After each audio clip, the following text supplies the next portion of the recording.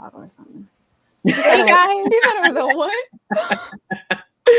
Hello, Bethany family. Hi. What did you think it was, Mom? I thought it was something else. Oh, no, it's it's a drink. You guys, Oh, okay. It's kombucha. you know, Des has like all the good drinks, like good healthy drinks that you don't think about. Like, Yeah, this is gonna help me chill out. It has some lavender, some passion flower. ooh, okay, it sounds like it's real mellow. Yeah, exactly. I feel like that kind of day. Oh, okay. Meanwhile, I'm drinking Welch's orange pineapple. There has never been anything All the wrong sugars. with a Welch. All sugar. We need all the sugar, right? But Bethany family, welcome. It is that time. It is 5:30. It is the recap. And you know, as you can see, we're 2 people short right now, but we're still gonna get this thing going, right? Because we're gonna need your help as well in the comments. As I always say, it's always a pleasure when you guys join us and engage with us. So right now, what I want you to do a couple things. First, I want you to just say welcome in the group. In the comments right now. Let us know where you're tuning in from, how you're feeling on this Monday. It's not as warm as it was this weekend, but you know, it's a medium. It's a little warm, got a little breeze here and there, right? But let us know how you're doing on this Monday, where you're tuning in from. And then the second thing I want you to do is I want you to click that share button that's right next to the like and the comment. I want you to share this broadcast because you know you never know who may need to hear this on this Monday, right? Especially this word. I cannot wait. You know, I don't really have questions. I have points where I want to discuss because some things to discuss with this week's sermon, right? But no, please make sure that you are sharing it because you don't know who may need to hear this, right? So please make sure that you're liking, you're sharing, you're saying welcome. Let us know how you're feeling and where you're tuning in from. As you guys are doing that and coming on in the chat, I do want to introduce these 2 amazing young ladies that are up here with me. You know, they are part of the 5 of us that come up here each and every Monday, and they do an amazing job. You know, Sister Des told me over the weekend that Sister Maya has a new name. So I'm gonna call her. Her new name is, and I want you guys to get ready. So whenever you see her on the broadcast, you need to comment this. It's Min Mai, okay? It's not Minister Maya, it's Min Mai, okay? So when you see Maya on this broadcast or any other broadcast, I need you to say, "Hey, Min Mai." But no, that is Sister Maya. I got you, Kev. I got you. Just wait. Social media director. I'm scared. That's put me up to it. So yeah, okay. I didn't think you were gonna like blast it for everyone. I thought it was just gonna be us 2, but like this is amazing. It's her new name now. It's her new name. We have to go with it. But she is our social media director. She always keeps us going. We appreciate Sister Maya. And then underneath is my partner in crime, as you can see, the one that gets me in trouble as well. Sister Des, she comes up here and she drops her gems, she drops her knowledge, you know, and we're just happy to have her as well. And if you guys do not know, I am Brother Kevin and we are the Recap family. You may ask, what do we do here on Mondays at 5:30? And we basically take this time to just recap service because our services are so dynamic.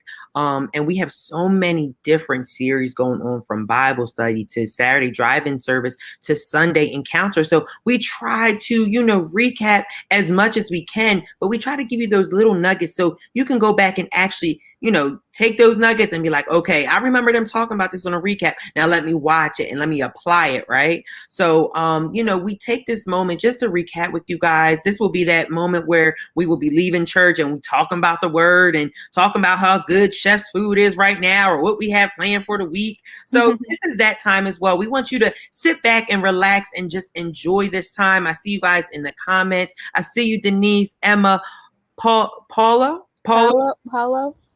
I see you guys in the comments. Thank you guys for tuning in. Let me know where you're tuning in from and make sure that you're inviting someone and sharing it as well. So as I go on my phone, because I am one that will forget if I don't do it right now, I won't do it at all. So as I go and share on my page, how are you guys feeling today, Sister Des, Sister Maya? I had the pleasure to be with them all weekend. You know, how blessed was I? I think I was the best one, Kev, just to be in your glowing presence. Oh, thank you. No, it has to be all you. You're right. But it was good. All weekend was just really good. Hanging out with everyone at the drive-in and gearing up for Bishop's anniversary and all that's coming up for that. So it's been good. I'm looking forward to what's going to happen next. Awesome. Sister Yes. Des? Yeah, same. It was a really good weekend, and I'm glad it wasn't like steaming hot. You know, Yes. It was nice and chill. But yeah, it was good to see you guys like in person, and you know, see everybody at the drive-in service that came out, and I had a good time, good weekend. Yeah. How about you, Kev? You know, it was good. It was a good weekend. Like I said, it's always a good weekend when you're just surrounded with just like love and positivity. And you know, we had a good weekend. We dive in, and then Sunday celebrated our sister really good. Jody. Yeah. Shout out to Sister Jody, who is, you know, moving to Texas, but you know, we celebrated her this Sunday. So it was a good weekend. And Sister Maya just reminded me that, you know, next weekend is a special weekend because we are taking the time to celebrate our fearless leader, Bishop David G. Evans, for his 31 years of service. We are going to celebrate him all weekend, starting at the drive-in service. So, you know, we have drive-in service at 11:30, and immediately following at the drive-in service, we are going to have. No, you're fine. Sorry, we are going to have a drive-by where we want you guys to drive by and celebrate Bishop. We want you to honk. We want you to decorate your cars. We want you to stop by and just say, "Hey, Bishop, I love you. I appreciate you," because, you know, it's those little things. You know, you may not think that he needs to hear those things, and he may not say, "Oh, I don't need to hear that," but everyone needs that. Everyone needs that confirmation that, you know, it's still going strong. The body is still strong and everything. So we want to let him know how much we appreciate him and how much we love him. So I encourage you guys to please, if you are in the area, please come out Saturday and do the drive-by service with us at 1:15. And then we're also going to do an additional one on Sunday at 1:15 as well, including the services that we have Sunday. Now, Sister Maya, now you put the banner up because they have to see this. Like, they just have to see it. As you can see, we have some guest speakers who are no stranger to the plaza. We have our 8 and 11 service with our guest preacher, Bishop Joseph Walker. All right. You know, he is no stranger, and every time he comes, he drops a word, right? So we want you to join us for 8 and 11 o'clock, as well as Engage Live in between. And then later that evening, we have Pastor Jamal Bryant, who will be giving us an additional word later that evening at 6 p.m. So we are going to celebrate Bishop on Saturday and Sunday. So all next weekend. So we want you guys to come on out, celebrate with us at the drive-in service, at the drive-by, and as well on virtually celebrate Bishop. And whenever you see Bishop, especially on Point Saturday morning or on Word Impact Wednesday, I want you to just drop in the comments, "Happy anniversary, Bishop. We love you. We appreciate you. And we just look forward to many more years with him and just with his leadership," right? How you guys feel about it? I'm excited. And Vanessa Bell Armstrong is going to be a musical guest for that evening at 6. And we also have a musical duo in the morning. So wow, it's going to be a fun time. Make sure you're tuning in. Yeah. And guys, really make sure that you send like videos and shout outs for Bishop, because like even through this entire season that we've been in, like the church has still remained like open and present, and like that's all Bishop's doing. You know, like we're under the leadership that is just moving and constantly thinking of ways to keep people engaged and keeping like the body moving, the body of Christ growing. And so like we have an amazing leadership. Very blessed to have Bishop. And we want to show him that, make him smile. Go ahead, Sister Maya. I was going to say, before we get going into our conversation, I just want to invite anyone who's watching us for the first time to type in VIP in the comments so that we can know and then show you guys some love. And thank you for joining our recap family, right? Of course, you know, get a little taste of what the recaps like, and then you come back each and every Monday. So make sure you drop that VIP in the comments. I may just drop it myself just because I just like this. I don't think it works like that, Kev. Oh, I'm sorry. Kevin just wants to show you love anyway. Special. But not only are we celebrating Bishop next weekend, we are preparing. We're getting towards the end of summer. I'm sorry, I say this every year. When 4th of July goes, the summer is going. Like after 4th of July, the summer just rolls by. I just don't know what it is. But we are preparing for something special, which is our Catch the Fire 2021 initiative. As you guys know, at the end of each year, we always do Catch the Fire, the book bag drive, the Thanksgiving drive, the Christmas drive. So we want to get prepared for our book bag drive so we can send our, the children, the little kids, the children back to school safely, right? So, we are asking for you guys to please donate, those school supplies, as well as donate your time as well. If you want to be a part of the experience for Catch the Fire, which I highly recommend, I'm telling you, when you're out there and you're actually evangelizing and you're just giving, you see the kids with the book bags and how they just light up. It just does something to you that it makes you want to go back each and every year. That's why we call Catch the Fire, because it's a fire that never goes out. So we want to encourage you guys, if you want to be a part of the Catch the Fire initiative this year, please email volunteers at Bethany.com. Okay. So you can be a part of that Catch the Fire initiative. I'm excited. I love Catch the Fire. I just love being out there that morning, just getting the stuff. Even like when we did last year, when we went together as a group and bought the supplies and we dropped it off, it was just like, we were just like big kids, weren't we? Like, we were like, oh my gosh, it just feels so good. So I encourage you guys, if you have not participated in our Catch the Fire initiative, please get on board and catch the fire with us as we prepare for our young children at Bethany, or, those family members that may need it. Please let them know as well. And the dates for that, Sister Maya, are again August 21st, starting at 9 a.m. At Lindenwold High School and Woodrow Wilson High School. Right. So, and we're there till supplies last. And I'm telling you, last year it was like that. So please make sure that you are there in line so you can get a book bag, because as you know, it wouldn't be Bethany style if we did not pray over them and touch and agree. Go ahead, Sister Mike. I was going to say, not just book bags, but this is a different kind of school year. Yes, it is. Than what should be normally with COVID-19. So make sure you're also preparing them, health-wise, with hand sanitizer and mask and just things that they can use that will help keep them safe from the virus while they're back in school. Yes. Because we need the hand sanitizer going back, right? But no, before we get into anything, I definitely again want to shout out everyone in the comments. Sister Robin, I see you. Brother Keefe, we are praying for you, good sir. It's good to see you back in the comments. And Carol, I want to say, is it Carol? Carol, I want to make sure I'm saying it right. It's Carol. Is it Carol? Okay, Sister Carol, thank you for tuning in from YouTube as well, right? So as I say all the time, we get fed every Sunday, fed on Sunday, and we get fed on Wednesday. See, Sister Maya, that's why she's hungry. Right, that's why.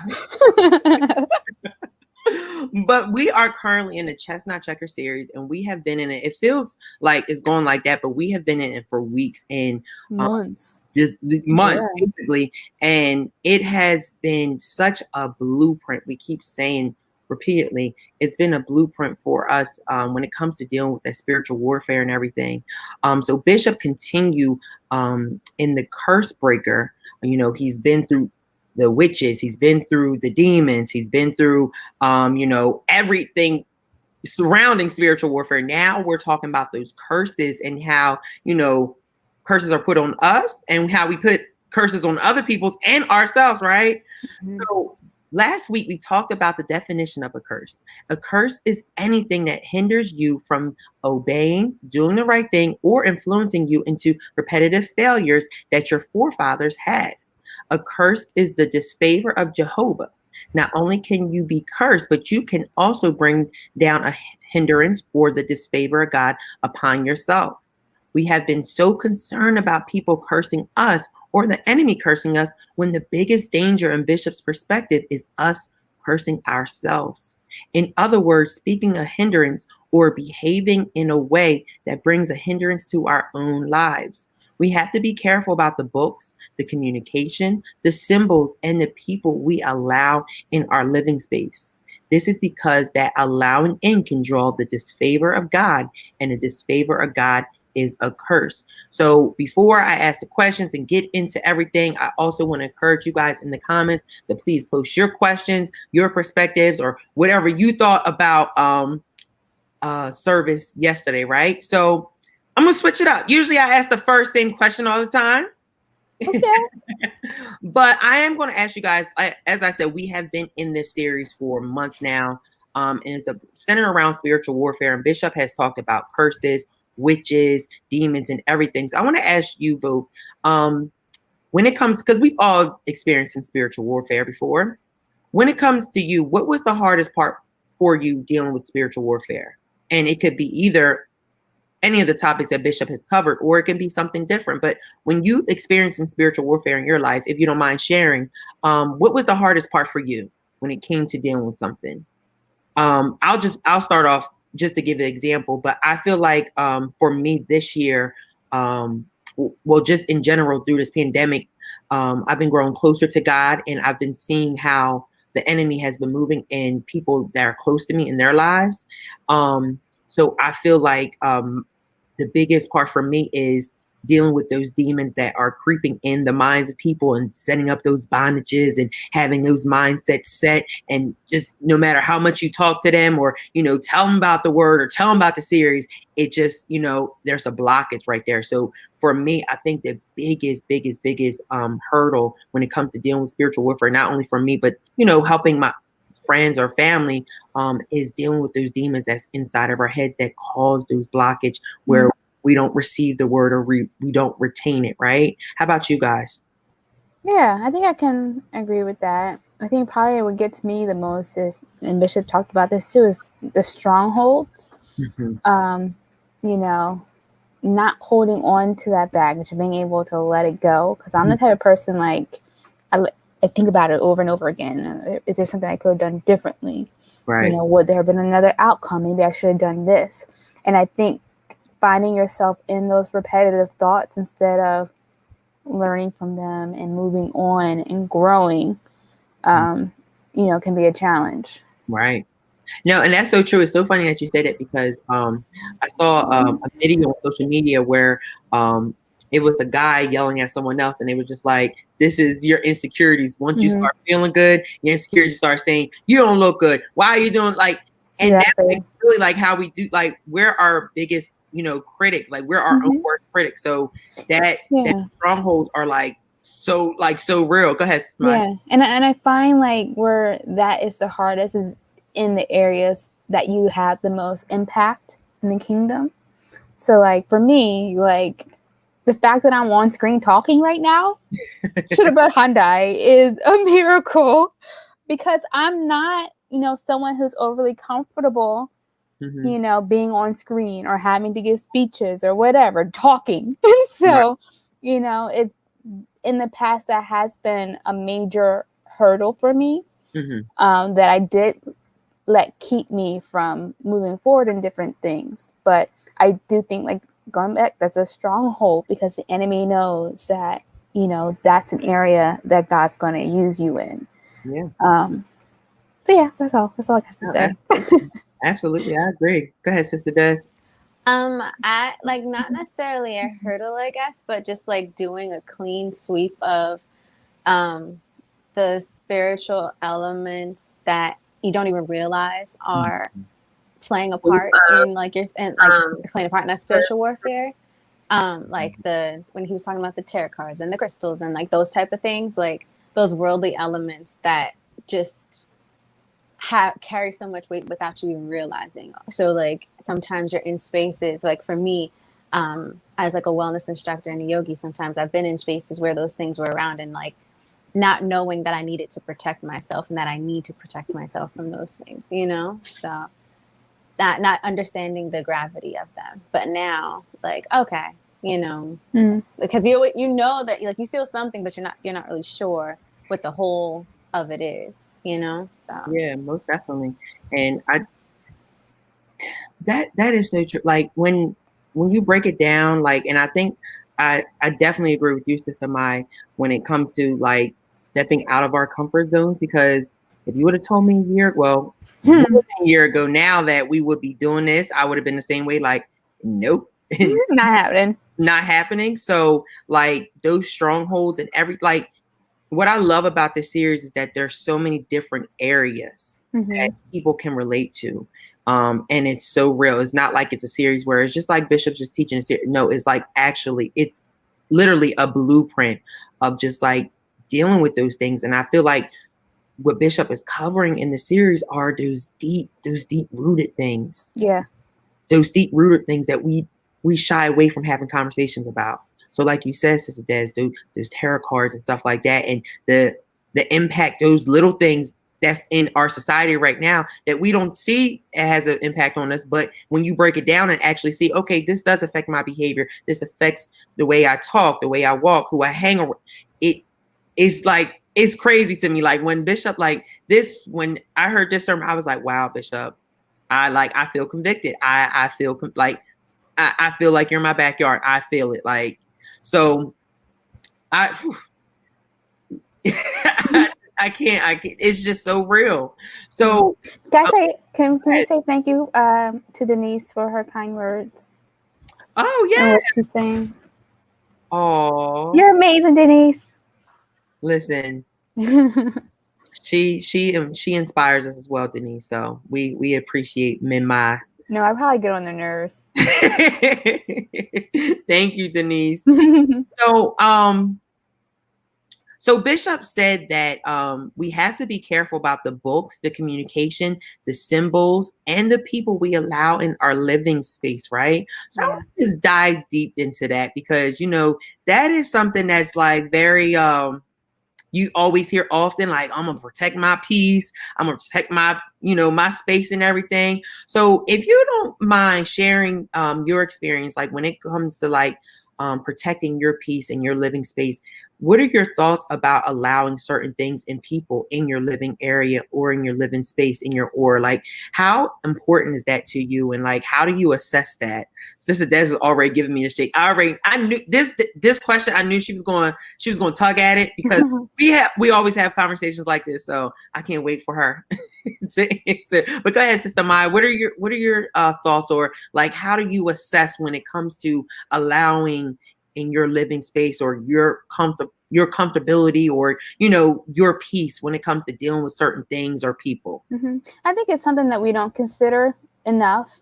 Like we were talking this weekend about Facebook and how some people just friend anyone and everyone who sends them a friend request. And I get everyone who doesn't like having friends, right?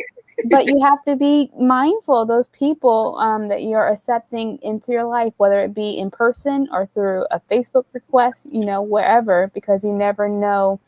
Like you're inviting that into your energy, you know, and I got enough going on already. I don't need to soak up any more negative energy, right? Yeah. So I think it's something that we do need to give a little bit more consideration to. It's not about, you know, not wanting to form relationships or, you know, having connections with people.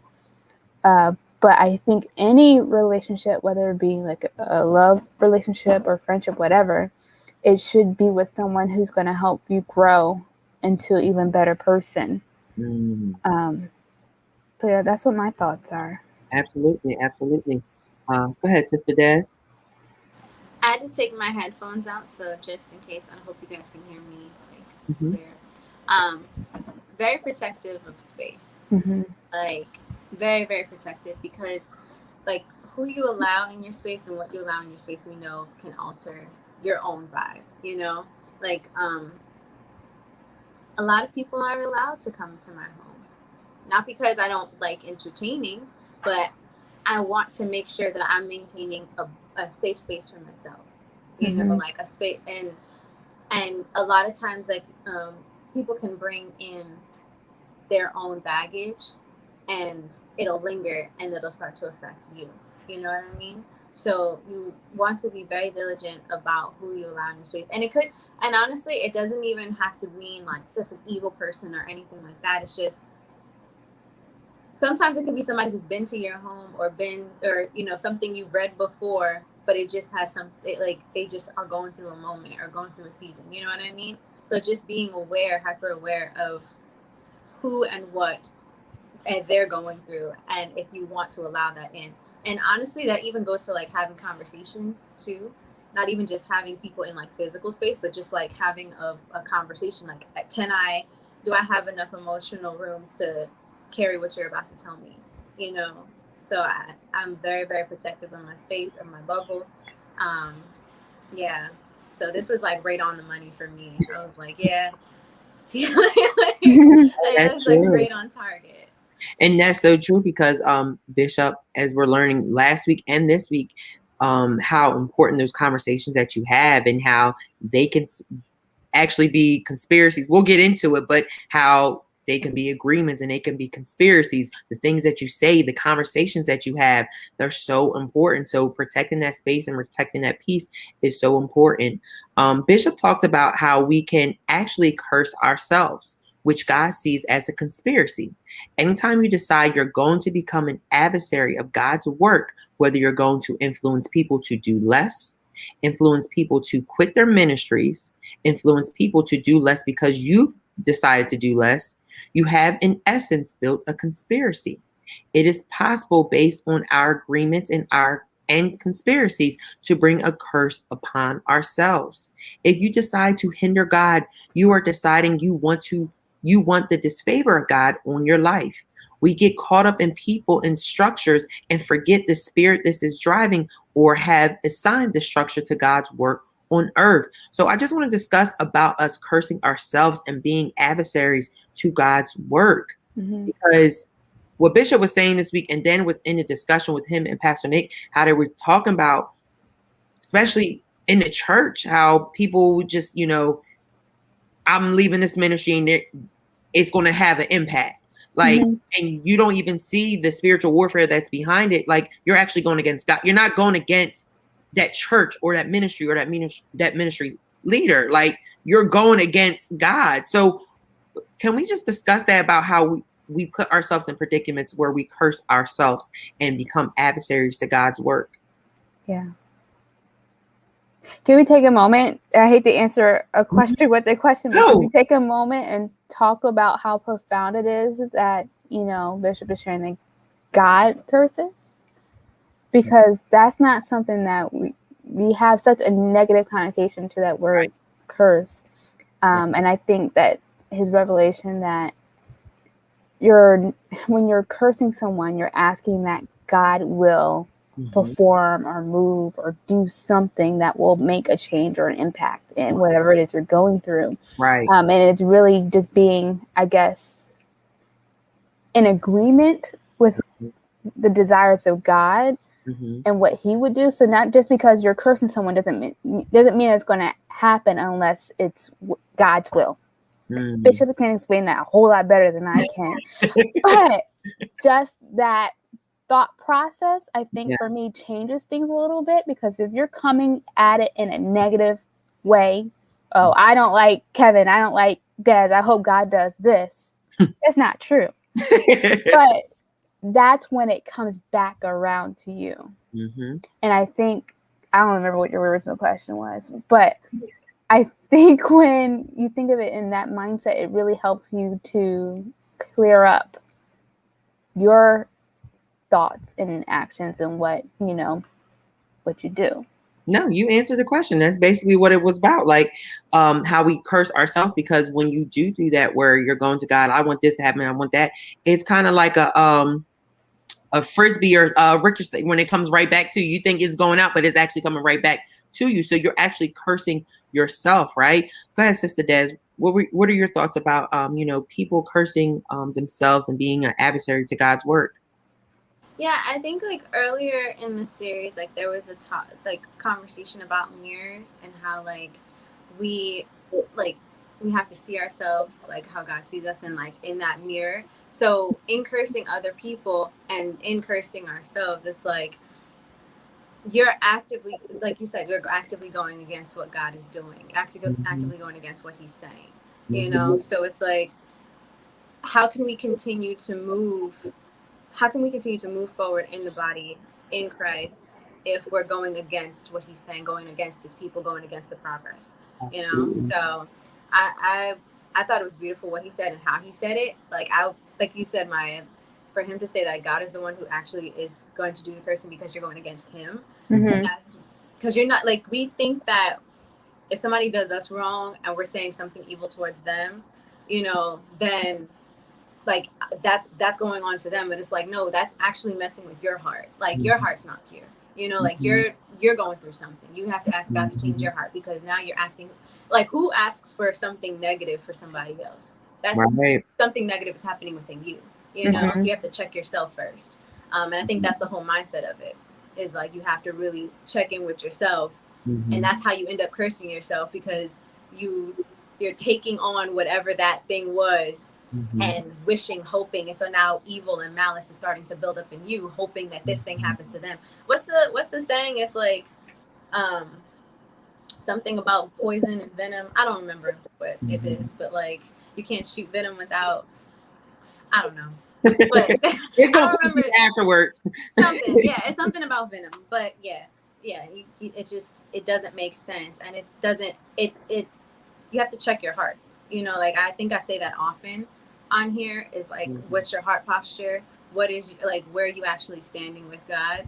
Because if you have an evil heart, if you have an evil mentality, then you don't wish well upon people, and then therefore why would well come to you? You know.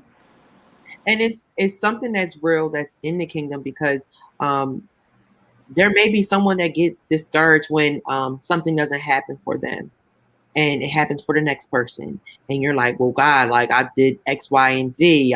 I'm on this ministry. I gave this time, but you know, we kind of had this conversation over the weekend where there's no timetable on when God is going to work.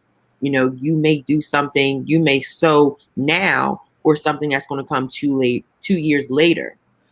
So I think, like what you're saying, Sister Des, when it comes to that self-assessment, you gotta, I feel like that's why it's so important, like on jobs, when you do professional developments and you do assessments and evaluations, they're so important, because, you know, you should evaluate yourself monthly, you should evaluate yourself yearly, because for me, I'll just say for myself, every year I try to evolve. So this is not the same Kevin last year. You know what I'm saying? So you always should do those self checks, because throughout those years, throughout those months, throughout those days, you do get tired. You go through some things, and, you know, your heart is not as big as it used to, or you may be more tired than you know. So what you're saying is that is so true. Like doing those self-assessments and just check-ins, like, hey, like, where's my heart at? Like, what happened? What happened to the spunky me, the one that will jump up? And, you know, that happens. And when you have those conversations, that's just you being real with yourself. But I feel like we're afraid to have those conversations, because it's kind of like I'm questioning God, or I'm questioning myself when it comes to, oh, am I actually really happy? Right? You understand what I'm saying? Yeah. So, go ahead, Sister Maya, what were you going to say? I was going to say, it's those are tough conversations to have, because you learn a lot about yourself and maybe some of the demons, for lack of better words, that you're dealing with. Right, absolutely. I also thought it was interesting, like how he mentioned that, like, basically one seed can drag down the entire, like, bunch of people. So, like, you have that one person who has an issue or who wants this negative thing to happen, and now you're corrupting a bunch of other people, you know? So, like, you're now putting your hurts, your traumas, your things on everybody else when it's something you had to deal with. Right. You know? So. Yeah. Whew. An agreement against the will of God will bring a curse upon your life. So an object, an idea, or something that you want to do can be hindered or made less swift or lessened.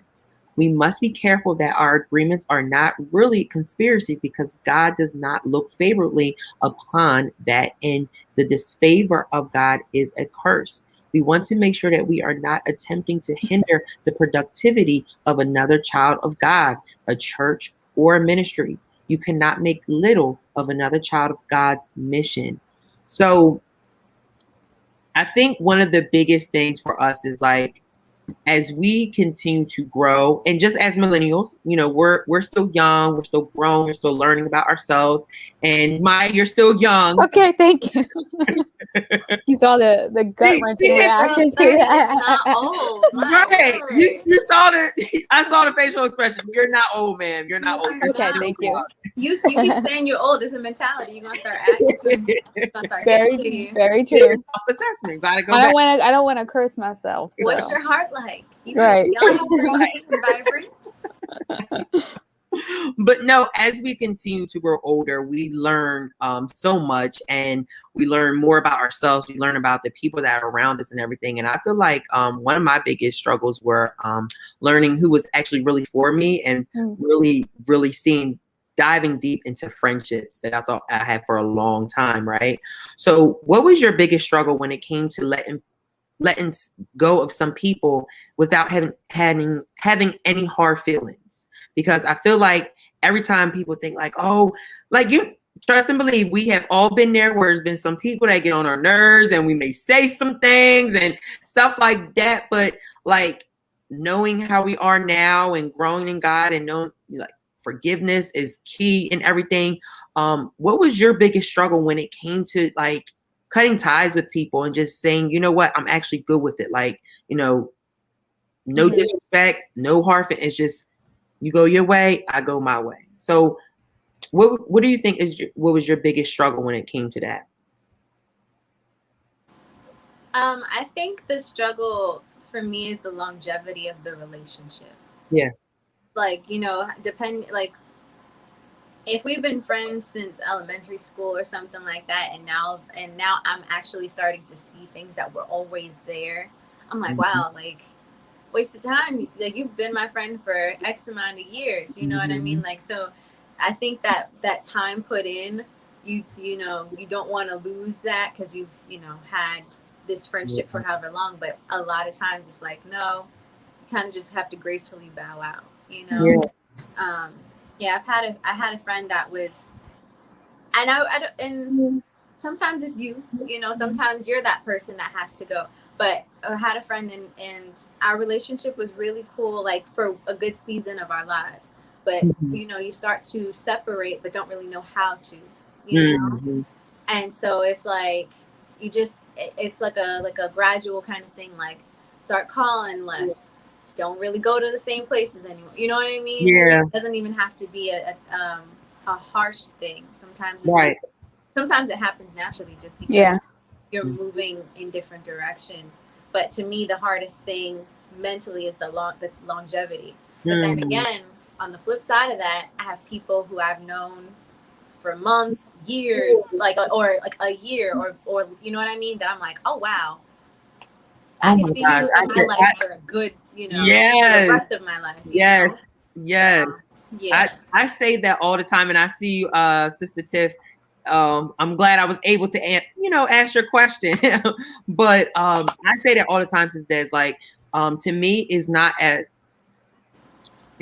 how long you've known a person. It's who's been there when you've gone through things, where I got your back, you got my back, you know, because sometimes you find out those that have been friends for a long time actually don't really be in your corner, right? And they were just friends for the time that time period in your life, or that season in your life.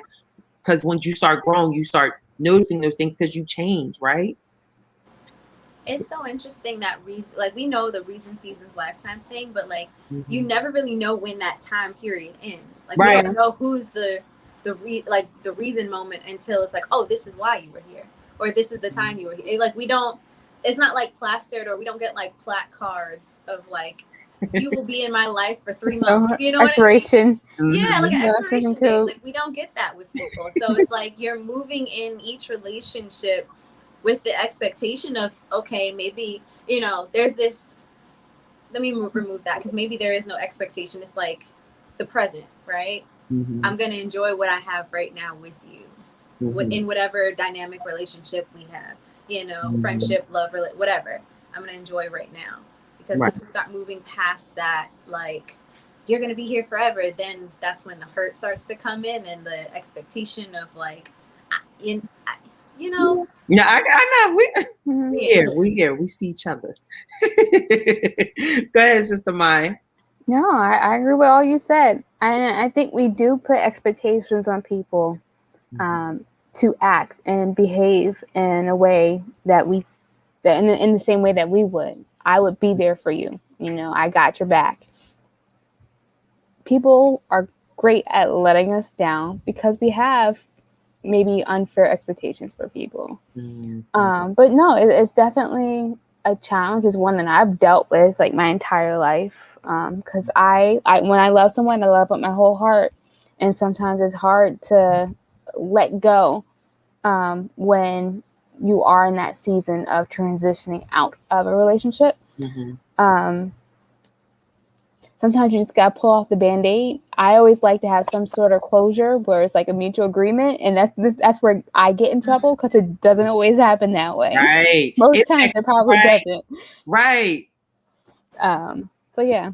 That is so true because there's some people that need that closure, but I think that's the biggest lesson we have to learn, that you're not going to always get that closure. You're not going to always get those answers. And there's people that chase that, like, I need to know. Even if it's a bet, like, no, like you're let it go. Let it go. And what happens, like, you start to internalize that. Like, what did I do wrong? What did I right? And it may, like Des said, like it takes two people to have a relationship. So both people have a responsibility.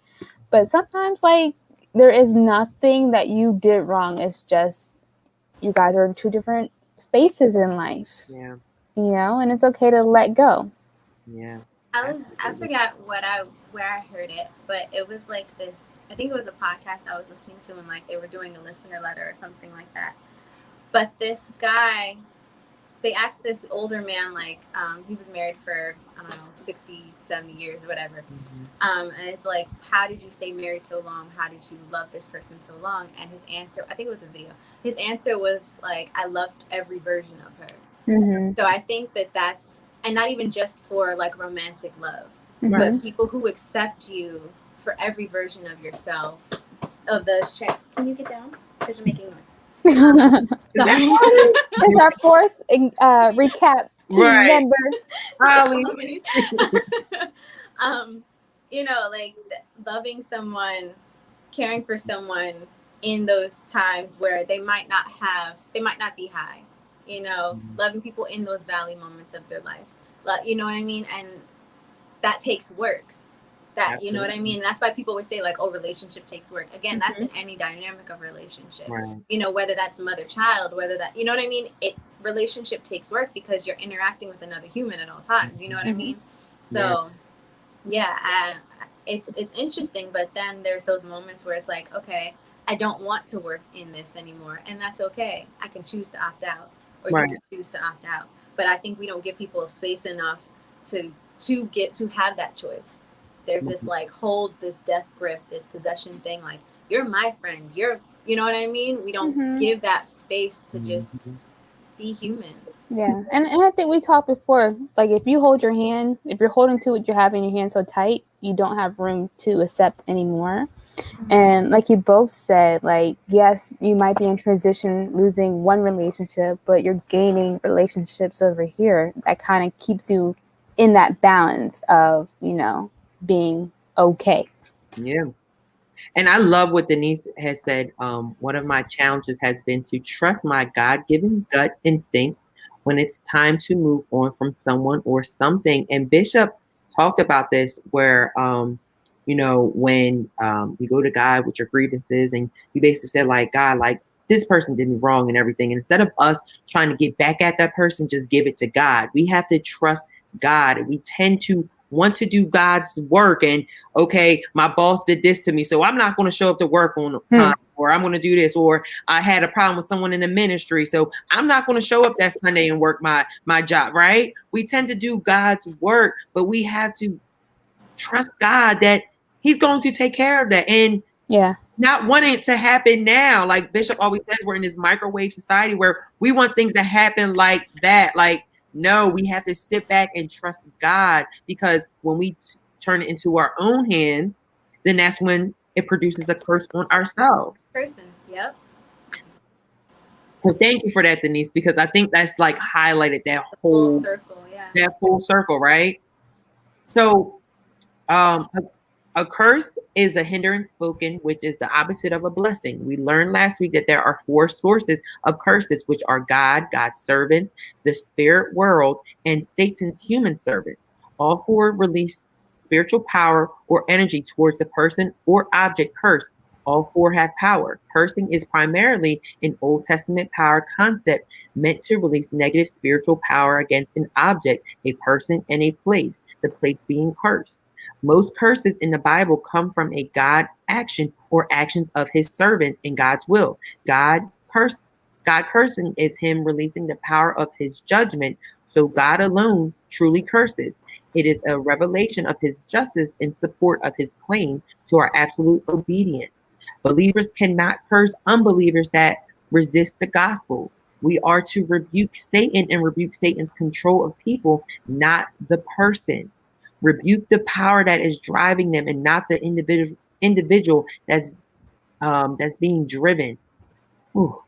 The best thing that we can do is to call out to God and let him decide the judgment. Satan understands the power of curses, which is why he tries to persuade you to bring a curse upon yourself. So can we just discuss how we say we are actually rebuking we're saying we're rebuking the devil, but we're actually rebuking that person because of just like hurt feelings and everything, right? So you'd be like, oh, we're gonna get, we're gonna get the Satan out of hand, da, da, da, da. But you're actually rebuking the person. So like when Bishop said, like, rebuke the power that is driving them and not the individual that is being driven, I said, oh God. We've been doing it wrong. We've been doing it wrong, right? So what are your thoughts about that statement right there? That just resonates with me. How about you guys? No, really. I think we've been going about it wrong this whole time. It's not about the person, but what's behind it. And if you're really wanting to make some change or address, you have to get to the root of the problem. Right. We're all people. We all make mistakes, but why? What's happening in the atmosphere or whatever to stir up, this type of situations that we find ourselves in with people. Absolutely. Des, you want to add anything to that? Yeah, I think about like all the people in the Bible who've had like demons casted out and stuff. Like they never like, I don't know, they never go like, Kim, get out of there. I don't know why I used Kim, but it was the first name. But like, you know what I mean? They're called the demon by its name. You know what I mean? They call the legions by their name to get out. It's never like that individual. They're not like, Joseph, you go. So like, in that same way, like the Bible is a blueprint. So it's telling you how to do those things. I'm talking to the thing that is causing the destruction, not the person. Absolutely. You know what I mean? So it makes a lot of sense. It was like, I just hear Bishop going, it's in your Bible the whole time. Like, the whole time. It's in your Bible the whole time. It's in your Bible the whole time, because it really has. Yeah. But to have, truth be told, we're lazy Christians, so it's like, we sometimes need that. We need to have a flashcard moment of like, oh, this is what the Bible says. We shouldn't need it, but that's just how it is. But the Bible mentions that, so it makes a lot of sense. Like Emma just said in the comments, we do not deal with flesh and blood, but with powers and principalities. Amen. You guys are on fire in the comments. So blessing is to move a person forward and cursing is to move a person backwards. The language of a curse is designed to impact life. A curse, just like a blessing, is believed by the speaker. It's believed by the speaker to possess inherent power. Power in the words to do what's being spoken. It believes that it carries itself into effect because of the source of the words. So blessing and curse have the same power of self-realization. Bishop stated that people of God are famous for saying they've been delivered, but exhibiting behaviors that are evidence that which hurt them in the past is still hurting them. Sometimes there is something that someone said or did to you in the past that is an unresolved issue that has caused you to be hindered in your development in being healed and getting the breakthrough that Lord Jesus Christ died to give you. There's something that has a hold of you that God has given you an anointing to break, because that anointing is a yoke breaker. So can we just take a moment and discuss how some individuals are still controlled by their past, which is affecting their present and future? Why can't we let go? Ask the question one more time. Can we take the moment and discuss how some individuals are still controlled by their past, which is affecting their present and future, and why can't we let it go?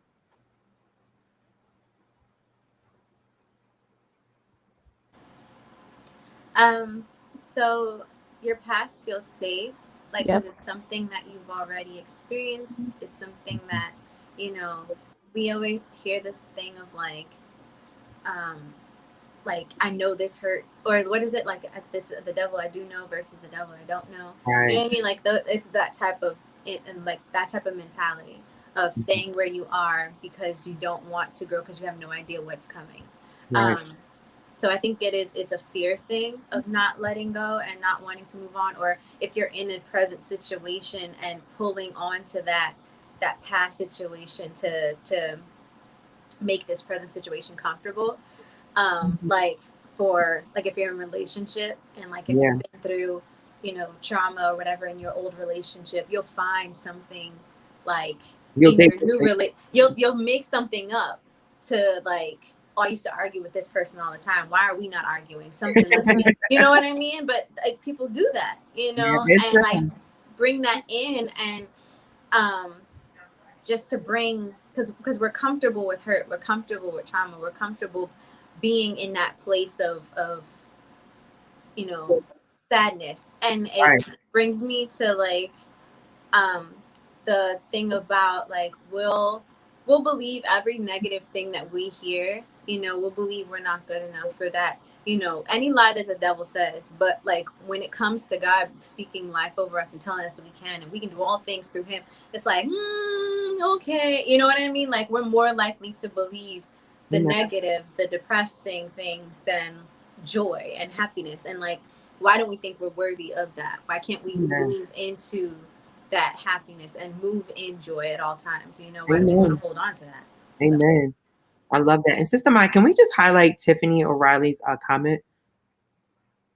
She said, for me, letting go of my past has been a process. And to this day, I'm actually feeling more free from certain situations. Time for me has played a big factor. And trust me, Tiff, you are not by yourself like that.